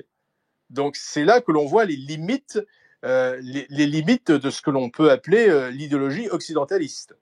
C'est pour cela que moi, je préfère rester un nationaliste stricto sensu, c'est-à-dire qui défend d'abord les intérêts de son pays, la France, et qui résout chaque problème par rapport aux intérêts premiers de la France, et certainement pas ceux d'Israël ou d'autres. Moi, ce que je constate simplement, c'est que l'Iran, c'est pas le meilleur des pays, je n'aurais pas forcément envie d'y vivre, mais je constate qu'ils ne sont agressifs envers personne et que c'est Israël qui, au cours de ces 3 derniers mois, a bombardé 4 pays différents. Le Liban, la bande de Gaza, je ne sais même pas si ça existe encore, l'Iran aujourd'hui, ces gens-là, ils sont en la train, Syrie. voilà, la Syrie, ils sont en train d'engacer les 100 millions d'Arabes qui les entourent. Et ils estiment que c'est à nous de devoir faire cette guerre de leur côté parce qu'ils se présentent comme étant nos boucliers, alors que c'est objectivement la principale cause de conflit au Moyen-Orient. Donc moi, c'est une piste de réflexion que je propose à nos auditeurs. C'est vrai, c'est vrai. D'ailleurs, bah, c'est vrai que je manque peut-être de culture géopolitique internationale, mais j'ai envie de dire, comment est-ce qu'on aurait pu imaginer que les choses se passent autrement? Comment est-ce qu'on aurait pu imaginer que de mettre un État hébreu au Moyen-Orient, au beau milieu de 6 pays musulmans, ça aurait pu bien se passer? À aucun moment, il y aurait eu de scénario pacifique, en fait. Mais il ne pouvait y avoir de scénario pacifique ni là-bas, ni à Madagascar, ni ailleurs, pour la simple raison que ces gens-là, ils sont en conflit avec l'humanité tout entière depuis que le monde est monde, et que partout où ils sont passés, eh bien, leur histoire a été une succession de drames. Et forcément, Oui, Alex, on le constate. Attention, note oui, note c'est la minute, illégal. note la minute et tu supprimes la totalité de ce passage. Et sinon, Ok, ça va ok. nous être facturé sans. Oui, Pour, exactement. pour la- Oui, voilà. Il ne faut pas. Déjà, moi, ce que j'ai dit, c'était casse-gueule, mais là, on est carrément en train d'essentialiser. Nous n'avons Mais pas c'est le des droit, faits. malheureusement. Nous n'avons. Non, Oui, bah, mais nous n'avons justement. pas le droit. Nous n'avons pas le droit. Il y a aussi d'autres faits. Si jamais tu en parles, tu vas en prison. Là, je suis avec un juriste et un flic, enfin un ancien flic. Je m'attendais à ce que vous connaissiez un peu quand même Thomas. Je m'attendais à ce que tu connaisses un peu la Je loi, suis en Thomas. Tunisie. Je suis en Tunisie. Voilà. Oui, mais pas Donc, nous, pas Ouais, moi. c'est j'en vrai manque. que la Pas loi nous. est un peu plus permissive là-bas qu'ici. Tu n'es pas Ici, c'est encouragé de dire des choses comme ça. C'est récompensé de dire des choses comme ça, le d'ailleurs. diffuseur est responsable des propos de ses intervenants. Donc en l'occurrence, le parti de la France, c'est Tu ne responsable. peux pas être interpellé à l'aéroport en descendant. Nous couperons ce passage. Oui, on va couper le passage 1h13, n'est-ce pas? Ah là là là là. Mais vous inquiétez pas, il n'y a rien eu d'antisémite dans ce passage. Je parle pour les gens de YouTube, hein, donc on a supprimé un passage, voilà, un passage assez drôle, mais illégal. Qui sent le gaz. Tout à fait, tout à fait. Alors on a lancé notre nouveau concept, les 10 questions qui fâchent sur YouTube. D'ailleurs je crois que cette vidéo a plutôt bien marché, hein, il me semble, j'ai regardé rapidement, mais il me semble que la vidéo avait... Oui, c'est ça, 3500 vues, c'est vraiment pas mal.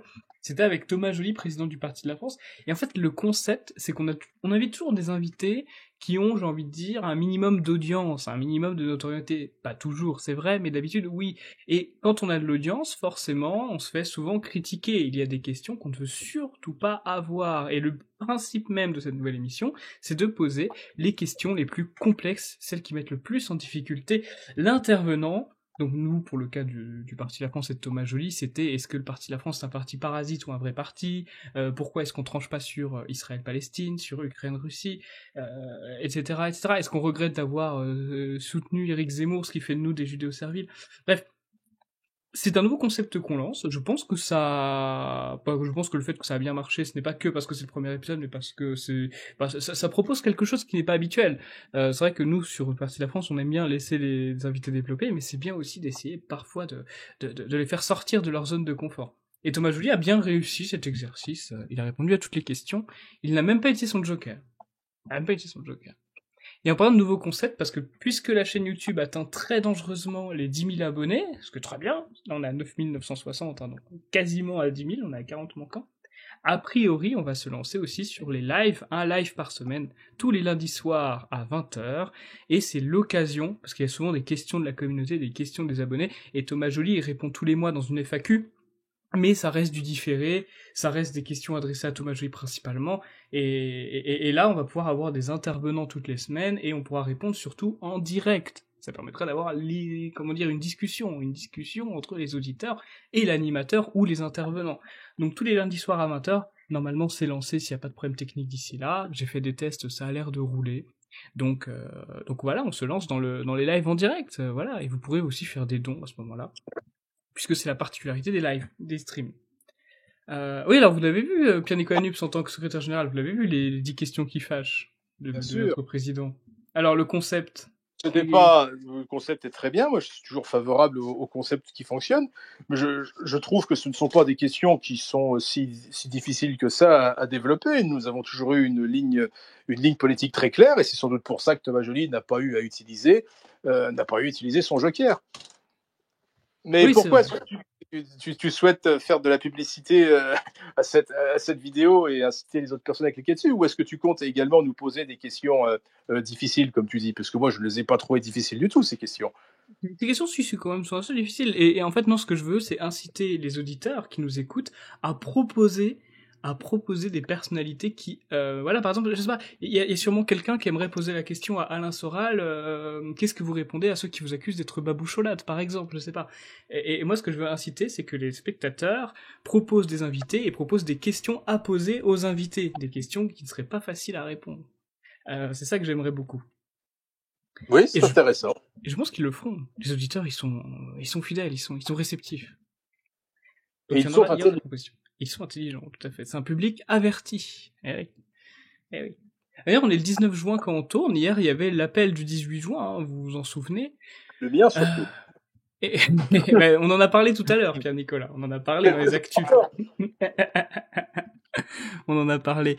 Là, c'est moi qui écris le communiqué. Est-ce que je le lis? Bon, je vais pas forcément lire mon propre communiqué de presse, ça fait un peu narcisse.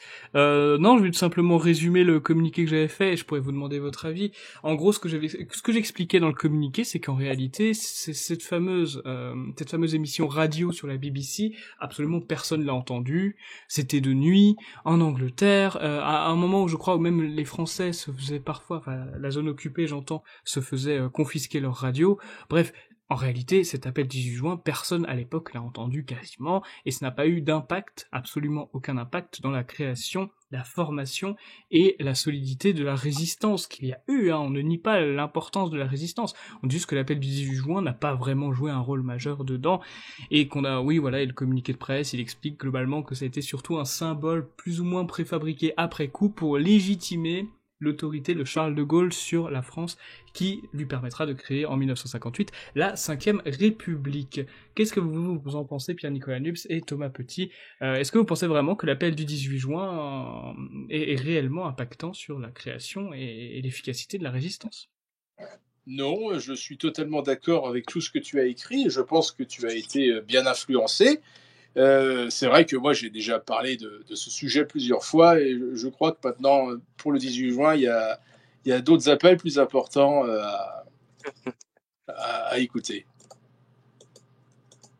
Et vous, Thomas, un bon communiqué, Alexandre. Merci beaucoup. C'est vrai que chaque année, on nous ressort ça comme une date sacrée, là, c'est assez énervant. C'est devenu un peu la religion républicaine, voilà. C'est la fête de la République, entre guillemets, enfin, une des fêtes.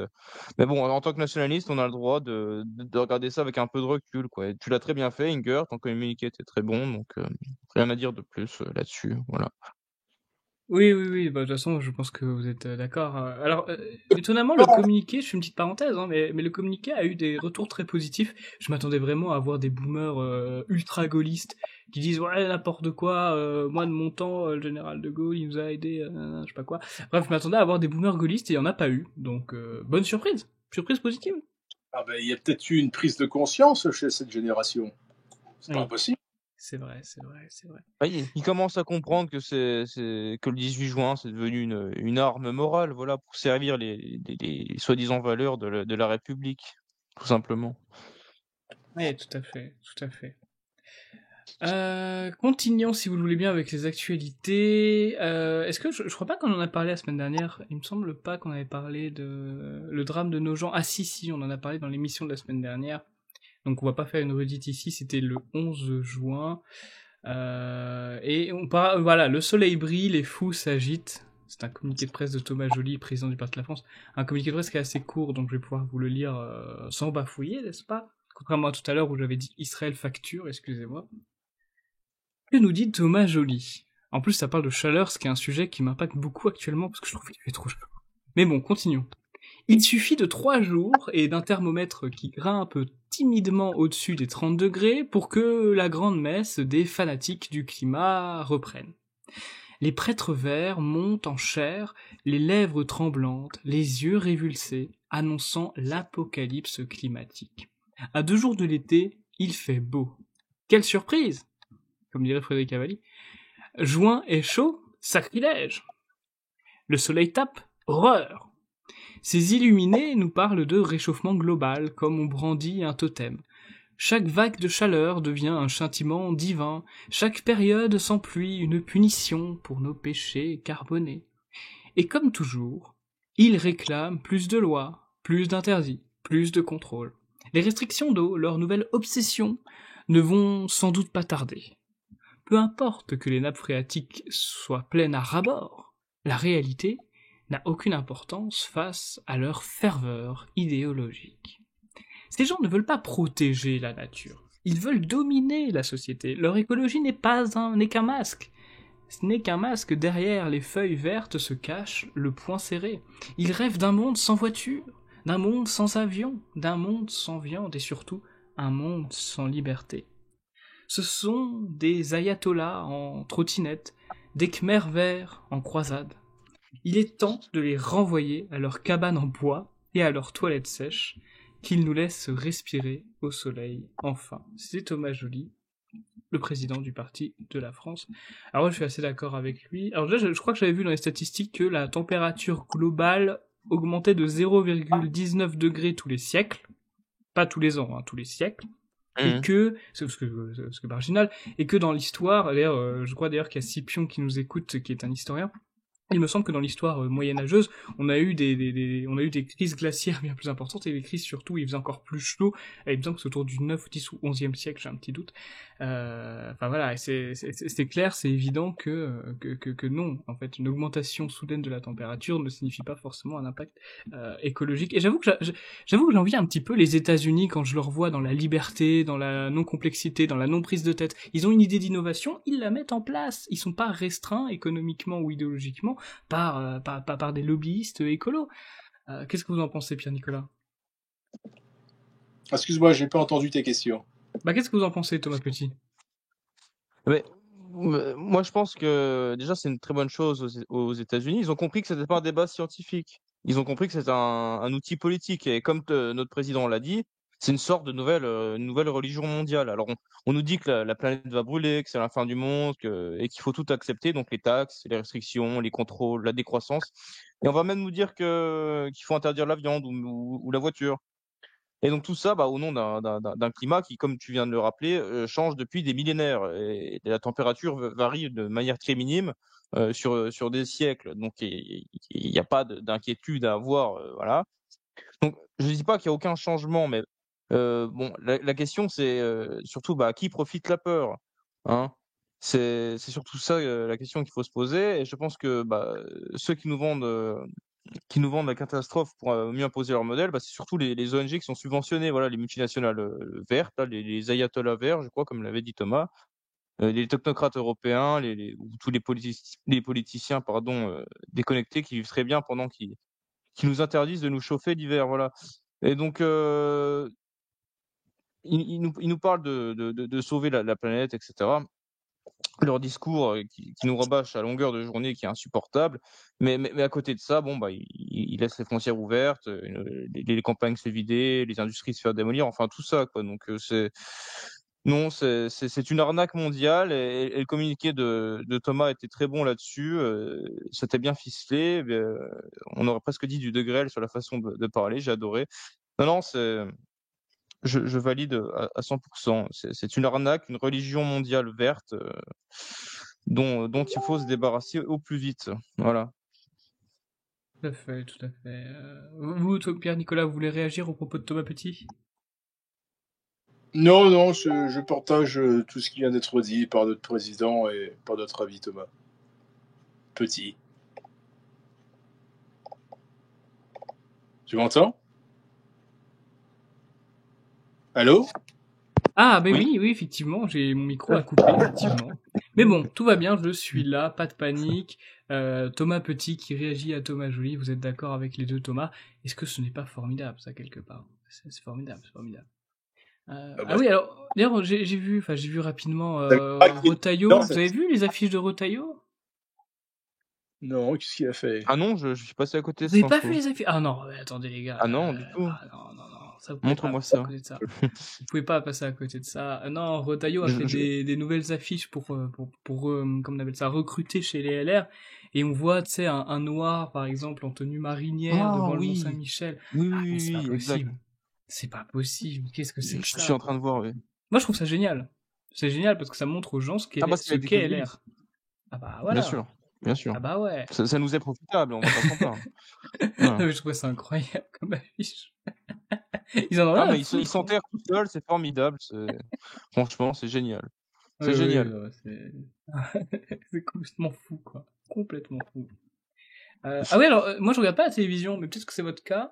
Il y a Thomas Joly qui nous dit que le parti pris pro-Israël de CNews est aussi caricatural et aussi, comment je pourrais dire, puissant que le côté pro-ukrainien de LCI, et que donc ça les dessert. Ça m'étonne pas, enfin je connais pas C'est CNews, la mais même, je c'est la connais même les cadres et série. le propriétaire, donc ça m'étonne pas en fait. Je ne regarde pas la télé, donc je n'ai pas vraiment Oh, moi d'avis sur non cette plus. émission. Mais c'est pas étonnant, oui, c'est la même hystérie. Les pro-Israël, pro-ukrainiens, ils sont complètement aussi tarés les uns que les autres. Et voilà, il n'y a y a rien de surprenant. Mm. Tout à fait, tout à fait. Bah, Zemmour un peu a eu sa période. Enfin, a eu sa période. De toute Oui, façon, c'est oui, encore oui, le oui. cas, hein. Bon, on C'est sait vrai que pourquoi. On sait je vois plus des actualités pourquoi. de comment elle s'appelle, Sarah Knafo que d'Éric Zemmour. D'ailleurs, je crois que le 23 juin, elle est à Mhm. Prague et elle fait une conférence sur le Bitcoin. Alors, je m'attendais à tout sauf à ça, honnêtement. Mais bon, pourquoi pas? Pourquoi pas? On a rien contre. Ouais. Oh, qu'est-ce que je viens de voir? Je viens de voir Thomas Joly, président du Parti La France, qui publie une photo d'Emmanuel Macron qui va jusqu'en Groenland. Et Ah sur la oui, oui, photo, oui. qu'est-ce qu'on voit? On voit des manchots. On voit des manchots. Les manchots habitent dans l'hémisphère sud, Thomas.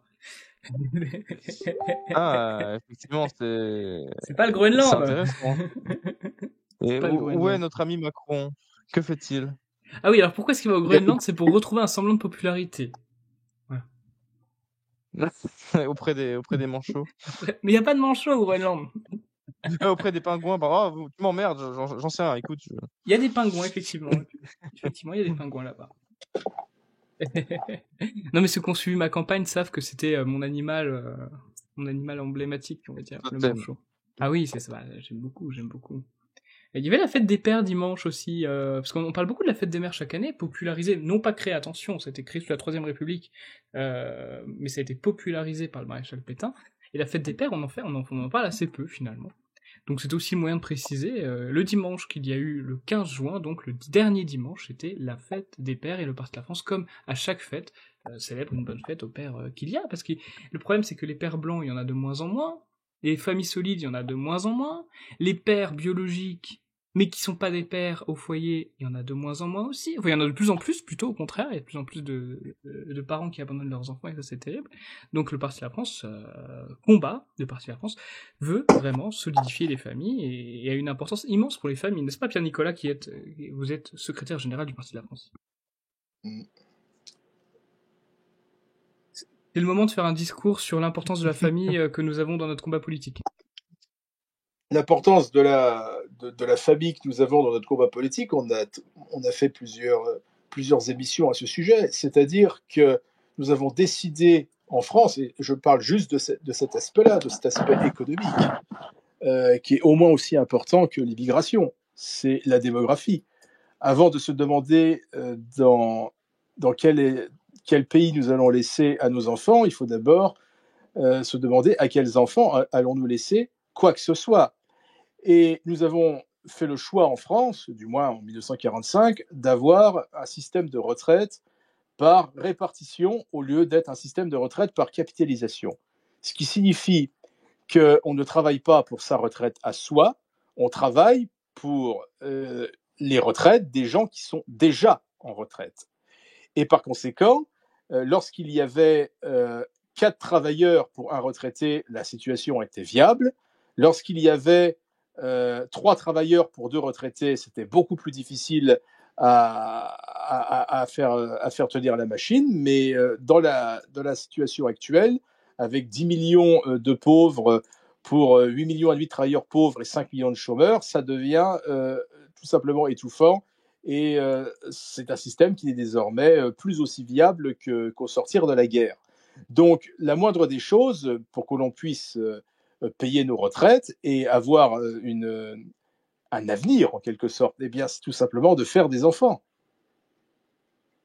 Mais tout est fait pour nous dissuader d'en faire. Tout à fait, Tout à fait, et ça c'est une vraie problématique à laquelle, au Parti de la France, nous voulons évidemment améliorer. Et d'ailleurs, comment dire, comme tu l'as dit, comme vous l'avez très bien dit, mon cher Pierre Descanips, on fait beaucoup d'émissions à ce sujet.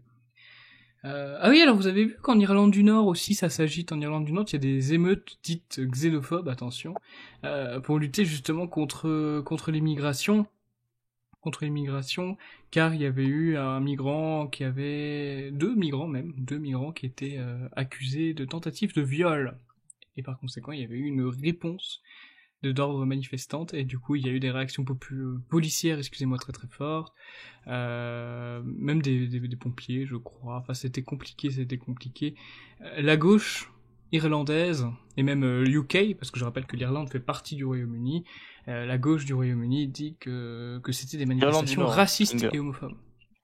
Oui, tout à fait, je dis quoi? Je dis l'Angleterre? Je dis quoi? T'as dit l'Irlande, mais sans préciser le nord de l'Irlande. Ah oui, bien sûr, bah, l'Irlande de Dublin, pas de Belfast, voilà, n'est-ce pas? Pas la République d'Irlande. Enfin, vous voyez comment c'est de toute façon géographiquement. Enfin, je pense que les auditeurs, vous êtes des gens cultivés, vous savez distinguer l'Irlande du Nord et la République irlandaise. J'espère. Tout à fait. Il y a beaucoup de pays comme ça coupés en deux. Il y a le Soudan du Sud maintenant depuis 2011. Je fais un petit aparté, mais oui, ça fait déjà un moment, oui, effectivement. 2011, ça va. C'est récent pour un pays. Oui, t'es 2 fois plus vieux qu'un pays, Thomas. C'est quand même pas mal. J'ai plus d'histoire qu'un pays. C'est ça qu'un pays. Beau. Oh là là là là, c'est terrible. Et il y a un nouveau pays, je pense, qui va apparaître, c'est le Somaliland. Ça me paraîtrait pas être déconnant que le Somaliland soit créé dans pas très longtemps, là, en 2026. C'est déjà plus ou moins autonome, hein, le Somaliland. Si je dis pas de bêtises. Il me semble que c'est un gouvernement local assez séparé, assez autonome. Donc, alors oui, c'est pas vraiment un pays, mais ils ont déjà une certaine autonomie, pardon. Oui, tout à fait. Enfin bref, voilà, c'était pour parler un peu de l'Irlande du Nord. C'est vrai que tous les pays européens en ce moment sont un peu dans le même bateau, malheureusement, partagent leur vie avec l'immigration, et ça devient de plus en plus insupportable. Soyons tout à fait transparents. Tout ça en corrélation, malheureusement, avec une démographie catastrophique. Donc, ouais, comme vous l'avez dit, forcément, c'est une catastrophe. Voilà.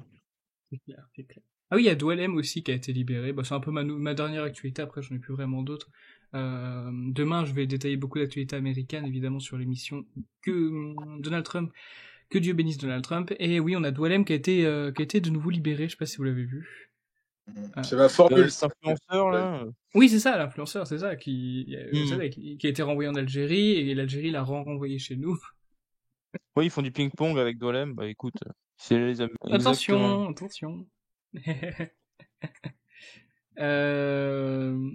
Non. Nous sommes pour une justice rationnelle, voyons. L'expulsion suffit. L'expulsion suffit. Ah oui, l'Iran, j'ai la référence.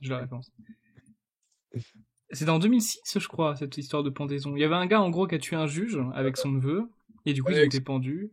Voilà, je suis crevé. Et, bon, il est 22h43, supprime quand je dis qu'il faut pendre l'autre con, là, je ne sais même plus comment il s'appelle. Oui, j'ai supprimé. Merci Alex. Voilà, j'ai encore suffisamment de lucidité pour savoir que ça, je peux pas le dire. Mais ça m'a échappé, J'ai entendu un nom avec une certaine connaissance et j'ai tout de suite pensé à une corde comme solution. Et Thomas Petit qui dit oui. Oh là là, je vous jure. Je n'allais pas dire non. Faut rien dire dans ces cas-là. Bah non, on n'est pas pour tuer des gens. On n'est pas des... Non, nous, PDF, on n'est pas pour tuer des gens, on est juste pour les renvoyer, on veut juste vivre en paix, on veut tuer personne, nous. Sauf les assassins. Mais bon, le problème, c'est pas l'influenceur, c'est pas un assassin, c'est juste un... on peut le pendre par les pieds, mais pas le tuer. C'est juste un con. Moi, je suis contre le fait de tuer des innocents, mais le problème, il est innocent de quoi? Mais non, il est pas, attention, il y a quand même une marge entre innocent et assassin. Ah bah, innocent de quoi? Et j'ai pas dit qu'il était innocent, je dis qu'il n'était pas assassin. Il est pas assassin. Et il est pas innocent non plus. Bah, il est marqué, alors. Mais rien nous prouve le contraire.